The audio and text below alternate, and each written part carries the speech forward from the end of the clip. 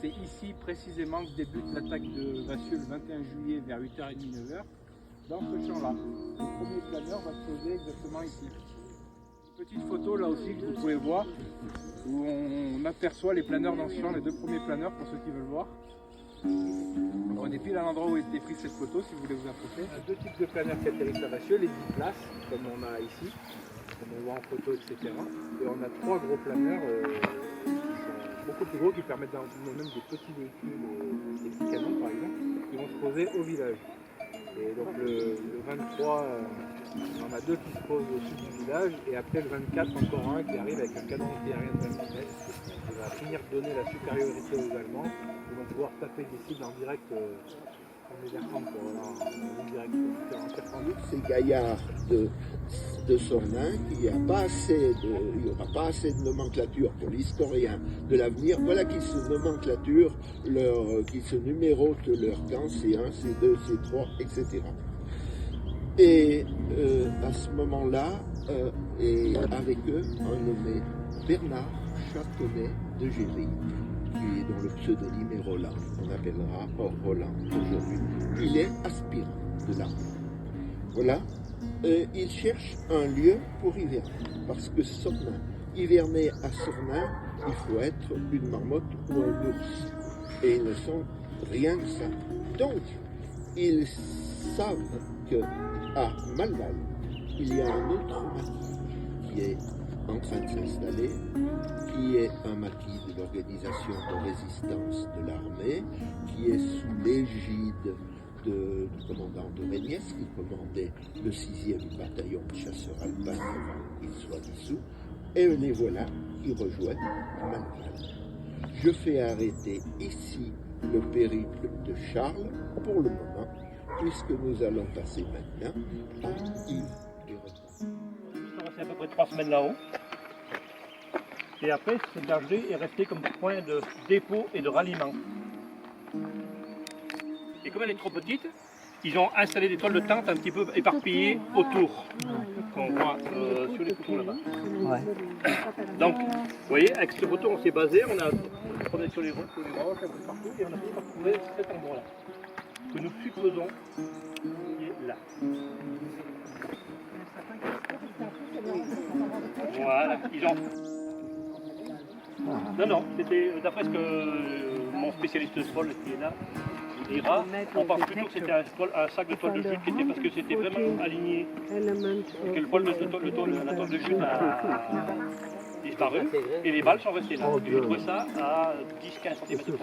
D'altitude, la petite bergerie de Sermontué, à la limite des derniers arbres de pâturage. C'est là que je découvre une quinzaine de garçons qui vont être mes camarades dans cette aventure. Je m'aperçois vite que notre petit groupe...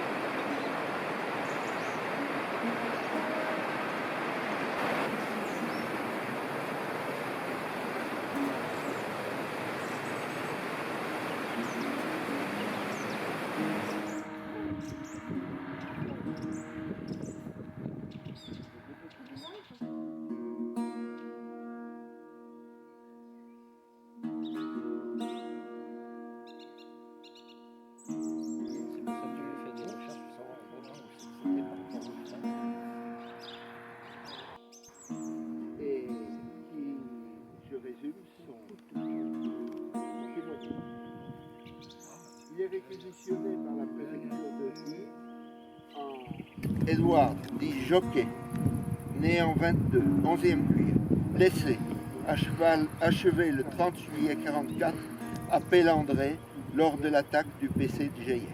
Mort pour la France. Né en 1924 à Metz, expulsé de Moselle annexée, au C15 de Geyer, pris le 29 juillet 44 en essayant de quitter le Vercors avec Jean Porchedu et Yves Roussin. Mort pour la France. Marie Laplace épouse Thomas, 62 ans. Abattu à Malatra, 30 juillet 44. Mort pour la France. Marcel Ley, tué le 29 juillet au col de la Chaux. Mort pour la France. Ça serait bien que nous soyons silencieux un instant.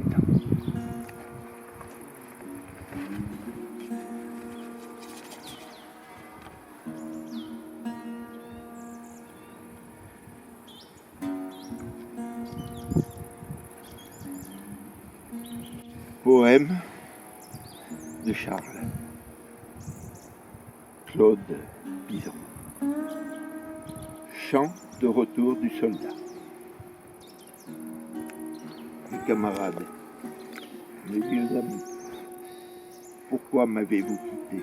Vous saviez bien, pourtant, que nous ne devions pas.